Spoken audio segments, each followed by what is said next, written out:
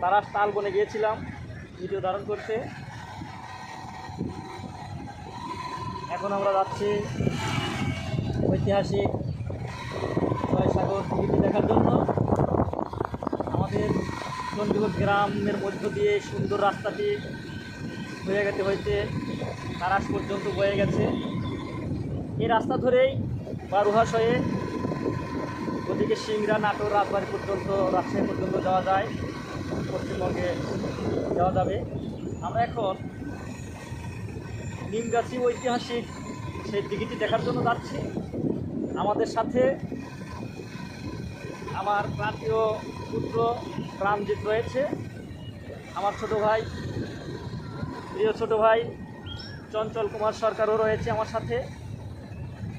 চঞ্চল ঈদের ছুটিতে ঢাকা থেকে এসেছে, ওর একটি সুন্দর ড্রোন কিনেছে, সেই ড্রোন দিয়ে আমাদের এই তালবনের ভিডিও ধারণ করার জন্য এবং ঐতিহাসিক জয়সাগর দিঘিটি ক্যামেরাতে সুন্দর দৃশ্য ধারণ করার জন্য আমরা চণ্ডীগড় গ্রাম পার হয়ে যাচ্ছি। আপনারা দেখতে পাচ্ছেন আমাদের বাইকটি নিয়ে আজকে বিকেলের আড্ডা হচ্ছে।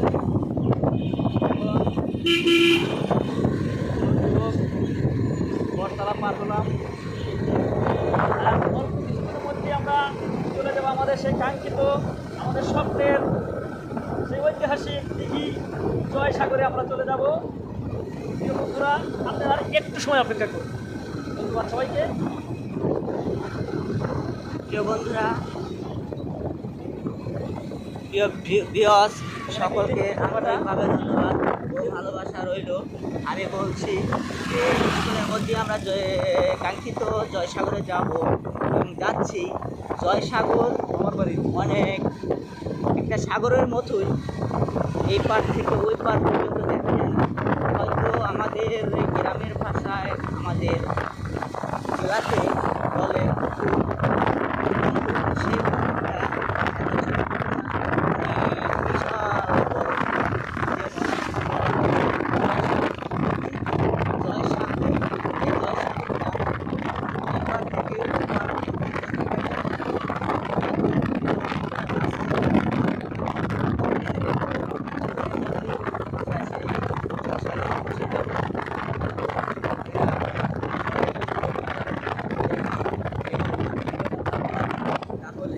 অবশ্যই লাইক, শেয়ার, কমেন্ট করবেন।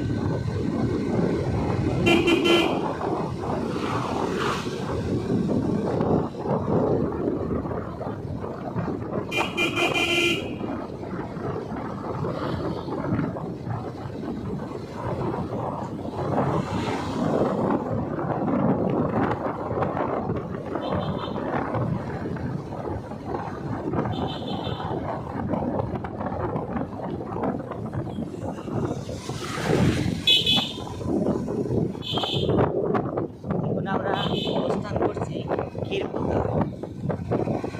ক্ষীরপোতা পার হয়ে আমরা খুলনার দিকে অগ্রসর হচ্ছি। খুলনার পরে আমরা নিমগাছি যাব। নিমগাছি থেকে নিমগাছির বাম পাশে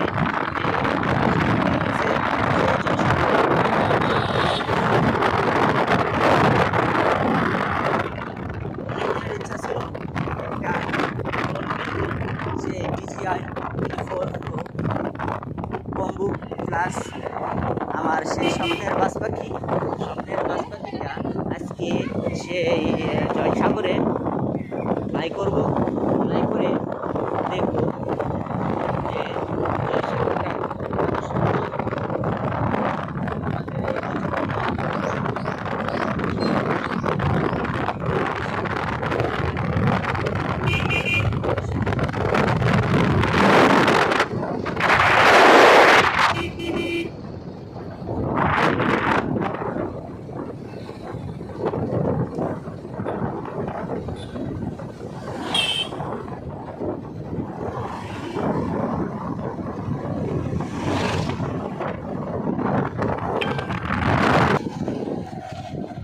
প্রিয় দর্শক, আমরা এখন জয়সাগরের দিকে রওনা হয়ে গেছি।